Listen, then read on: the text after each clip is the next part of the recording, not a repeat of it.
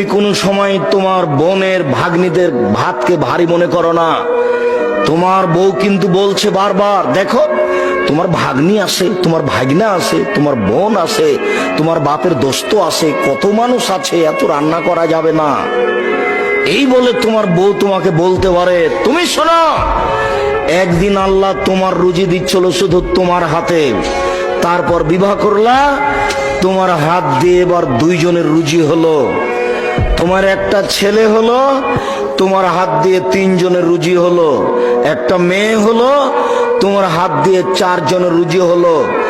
ভাগ্নে এসেছে, 5 জনের রুজি হলো। ভাগ্নি এসেছে, 6 জনের রুজি হলো। বোন এসেছে, 7 জনের রুজি হলো।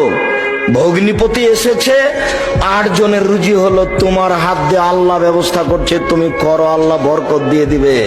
তুমি বলে দিও, আব্বা আমার কাছে খাবেন, আম্মা আমার কাছে খাবেন, আমার ভাগ্নে আমার কাছে খাবে, ভাগ্নি আমার কাছে খাবে, বোন আমার কাছে খাবে, দোলা ভাই আমার কাছে খাবে, আমার বাপের যত আত্মীয় স্বজন আছে সব আমার কাছে খাবে। তুমি খাওয়াতে শুরু করো, তো তুমি 6 মাস পরে দেখবে তোমার টাকা পয়সা বেশি হয়ে গেছে, হবেই।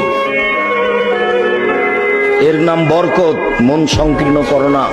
বহুদিন আগে বলেছি, তোমার বউকে হতে হবে তোমার মায়ের স্বভাবের।